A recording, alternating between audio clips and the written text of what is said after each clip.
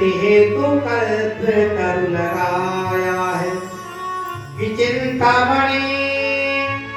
चिंतामणि जड़त चारु चादर बिछाई जहाँ, भांति प्रतिभांति कुंज कुंज में सजाया है।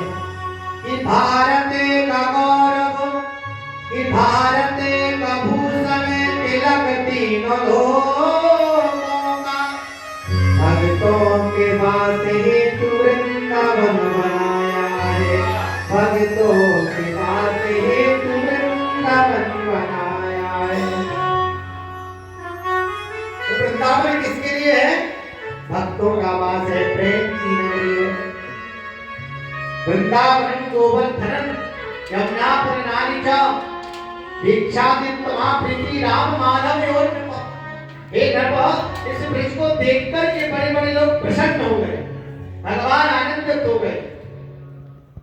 और उस ब्रज में भगवान ने बहुत सारी वृंदावन में लीलाएं अद्भुत की हैं।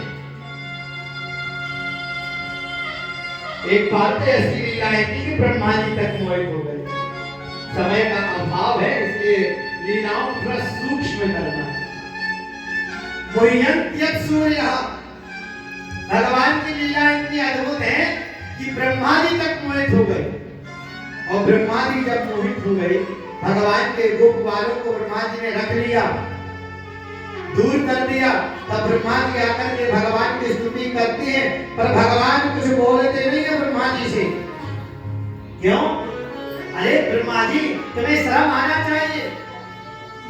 तुमने हमारे भक्तों को हमसे दूर किया है, हम इसलिए आपसे बात नहीं करेंगे।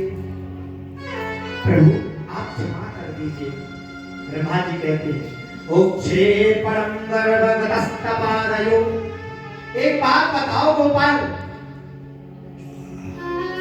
अगर किसी गर्भ में एक बच्चा है, मातृ गर्भ में, अगर वो मातृ गर्भ में बच्चा अगर माँ की अंधरी है, अगर माँ को पैर ढल जाए, लात ढल जाए या कुछ हो जाए, तो क्या माँ उस पर कभी गुस्सा होती है? नहीं होती। बोले उक्षे परम गर्भगतस्तपादयो, ये सारा ब्रह्मांड तुम्हारे अंदर समाहित है भगवान। तुम्हारे अंदर सारे ब्रह्मांड, ब्रह्मा भी तो तुम्हारे अंदर है ना। अगर इस बालक से गलती हो गई तो आप क्षमा करते ना भगवान। भगवान बिल्कुल नहीं बोले जब तक ब्रजवासियों की वंदनानी की। अहो भाग्य महो भाग्य नंद गोप ब्रजौकसा यन्मित्रं परमानंदम पूर्णम ब्रह्म सनातनम। अरे प्रभु, ये तो हम तो दुर्भाग्य है जो ब्रह्मा बने। ब्रह्मा जी कहते हम दुर्भाग्य है। देखिए ब्रज का प्रेम, हम तो दुर्भाग्य है, भाग्य नहीं है। भाग्य तो ये नंद है, ये भाग्य तो यहाँ के ब्रज गोप लताएं हैं जो तुम्हारे चरणामृतों का रसपान करती रहती है, तुम्हारी लीलाओं का चितवन का दर्शन प्रभु करती रहती है। ब्रह्मा जी ने बहुत किया, तब ब्रह्मा जी को भगवान ने माफ कर दिया। बोलो राधे राधे राधे राधे। परिक्रमा लगा करके ब्रह्मा जी अपने धाम को गए। इधर भगवान ने कालिया पर कृपा की, कालिया नाग पर कृपा की, क्योंकि यह यमुना को दूषित करता था, इसलिए भगवान इसको भी रमणक द्वीप में भेज दिया। बोलो राधे राधे, जोर से बोलिए राधे राधे।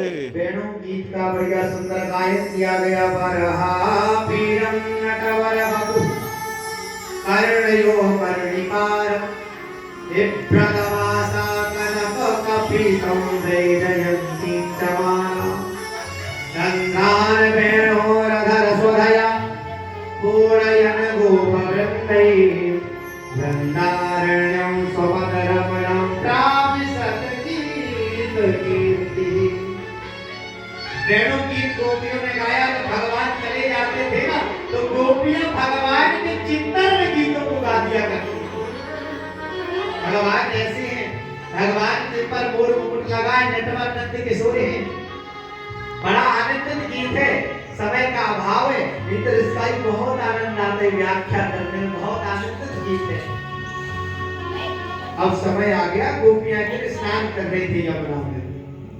हेमंत प्रथमे मास नंद्या प्रजकुमारिका चेहुर्ष्यं भुञ्जाना कात्यायनी नर्चन प्रथम।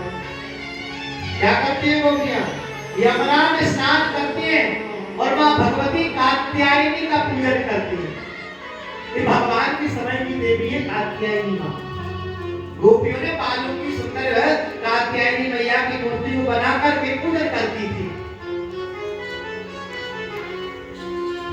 एक दिन भगवान ने कहा गोपियों को स्नान करनी बहुत अच्छी बात है, इसको कार्तिक स्नान बोलते हैं। कार्तिक स्नान आप स्नान करनी बहुत अच्छी बात है, पर थोड़ा सा धर्म के अनुसार नहीं है। यहाँ जल में निर्वस्त्र स्नान नहीं किया जाता गोपियों। क्यों? गोपियां नहीं मानी भगवान की बात। फिर प्रातः काल उठी और देवी का पूजन करने लगी। कात्यायनी महामाये महायोगिन्यधीश्वरी नंद गोप सुतम देवी पतिं मे कुरुते नमः।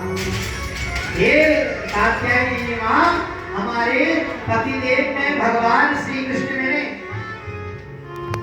इस प्रकार से भावना से गोपियां पूजन करती। नंद के लाल ने करोड़ समझाया पर मानी नहीं। भगवान ने वस्त्रों का एक दिन हरण कर लिया। अब गोपियां देखती कहां हमारे वस्त्र कहां गए, वस्त्र कोई बंदर तो नहीं रह गया। एक गोपी की दृष्टि पड़ी ऊपर, बोले नंद का छोरा बंदर बना बैठा है ऊपर, इससे ही रह गया है। वो 4 वर्ण की गोपियां स्नान कर रही हैं। देखिए गोपियों ने कहा प्रभु हमारे वस्त्र दे दीजिए। श्याम सुंदर ते दास्य सर्वावतबोधितम् देहि वासांसि धर्मज्ञ नोचित रात्रे ध्रुवामहे। श्याम सुंदर ते दास्य, शुद्ध वर्ण की गोपी है ना, वो कहती पहले नंबर श्याम सुंदर ते दास्य, हम तुम्हारी दासी है, आप हमारे वस्त्र दे दीजिए। और जो ब्राह्मण वर्ण की गोपी है पता वो क्या कहती है? देहि वासांसि धर्मज्ञ, तुम्हें धर्म का बोध नहीं है? किसी स्त्री के वस्त्र को लेना ही धर्म है? तुम्हें ज्ञान नहीं है नंद के लाल, तुम बहुत छोटे हो, धर्म को सीखिए। जब तक एक गोपी कहती है अगर तुम वस्त्र नहीं दोगे तो मैं जाकर के नंद बाबा से कह दूंगी, जाकर के कंस से कह दूंगी। भगवान करे धमकी मत दे, पहले तुम कहा तो बाद में वस्त्र देंगे। एक गोपी कहती है वैश्य वर्ण की, प्रभु दे दीजिए, हम तो कुछ जानते नहीं है, धन है संपत्ति को ले लीजिए पर वस्त्र दे दीजिए। ठीक है नंद के लाल, दे दो ना नंदलाल। भगवान ने कहा नहीं। और गोपियां, भगवान ने वस्त्र नीचे रखे, गोपियां वहां से निकली और वस्त्रों को धारण किया। विचार करिए गोपियां कौन है? गोपियां वेद की ऋचाएं हैं।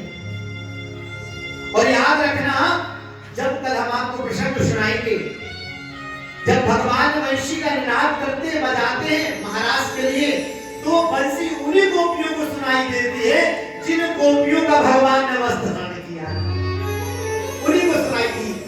क्योंकि जब तक अविद्या का हरण नहीं होगा तब तक कृष्ण नहीं मिल सकते। बोलो राधे।